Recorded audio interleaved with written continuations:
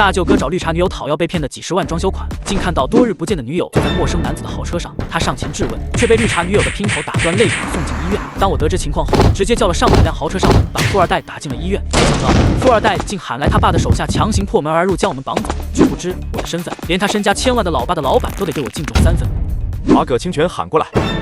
这点小事何必再劳烦葛总？叶先生尽管说，你要什么补偿，只要我能给的，一定给。叶枫斜着眼睛看着他，我要你儿子的命，你也给吗？盛天乐一怔，而那边的盛宝平已经快吓傻了，因为叶枫说要他的命，他很清楚老爸的性格，如果父子俩必须死一个的话，那一定是他。盛宝平突然就歇斯底里的大喊道：“爸，我知道错了，我都是被他们怂恿的，根本不是我想绑人啊！给我闭嘴！再说话把你嘴巴缝起来！为了个臭女人，连脑子都不长，死了也活该。”盛天乐骂完，又看向叶枫，陪着笑脸道：“叶先生，我和葛总也是好朋友，您看能不能看在葛总的面子上？那就让葛清泉说说，要不要给你这个面子？”盛天乐愁得不得了，葛清泉怎么可能给他面子？而且偿命也没办法解决这件事。想到可能上亿的利润就要这么打水漂，盛天乐气得回过头去，又对着盛宝平一顿乱砍。此时比叶枫狼狈了许多的唐明海已经被人扶了过来。大哥，你还好吗？唐明海睁开肿成核桃的眼睛，发出了虚弱的声音：“应该死不了。”看到这俩人被打成如此凄惨，盛天乐想也不想的直接跪了下来，对着叶枫一个劲的磕头道：“叶先生，求您大日有大量，原谅我们这一回。我保证，您所有的医药费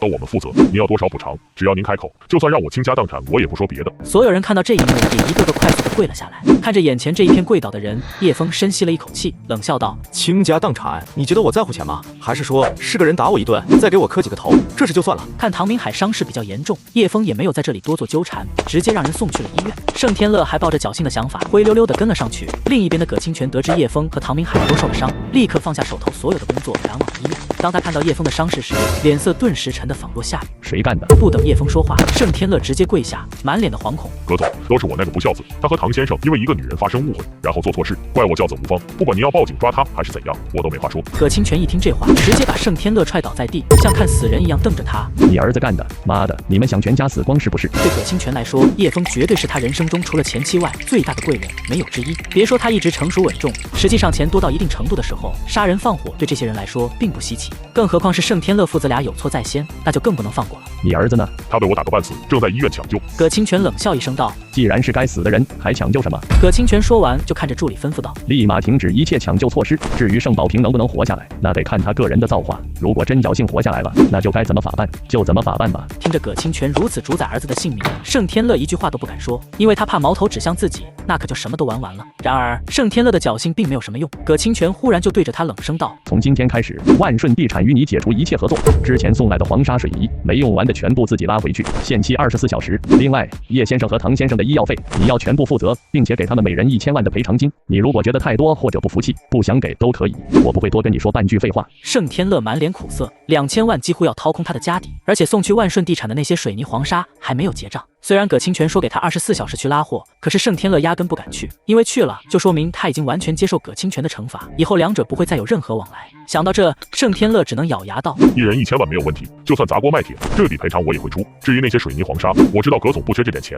但我不会去拉的，就当是我个人的心意了。”叶先生说是我们万顺地产的荣誉顾问，实际上并不是真正在职的员工，成不了你这个情。盛天乐苦着脸，直接陪笑道：“我明白的，但还是那句话，做错了事就没资格去谈其他的。”葛清泉哼了声，才看向叶枫问：“叶先生，您看这样处理行吗？如果您还是觉得消不了气，我保证让他们父子俩生不如死，想做个正常人都难。”盛天乐在旁边听得浑身冒汗，不断发抖。此时叶枫心里的气虽然很难消，但就目前来说，葛清泉的处理已经算是很到位了，于是点点头道：“葛总你说了算。”葛清泉松了口气，又一脚把盛天乐踹倒：“你滚吧，以后不要再让我看到你。”盛天乐听完连滚带爬的出了病房，葛清泉这才一脸愧疚的道：“叶先生，实在抱歉，真没想到会发生这样的事情，早知道他们父子俩是这样的人，当初我就不会跟他们合作。”叶枫苦笑道：“你与他们合作，反而是救了我们一命。如果不合作，他就不知道我是谁，可能我现在都没机会跟你说话了。”葛清泉越听心里就越不是滋味，好在叶枫并没有把怨气牵连到他身上。对了，其他公司的人听说您住院了，也都要来看望呢。又不是要死了，一点皮外伤而已，不用这么兴师动众。话是这样说，但人家一番好意，总不好拒绝。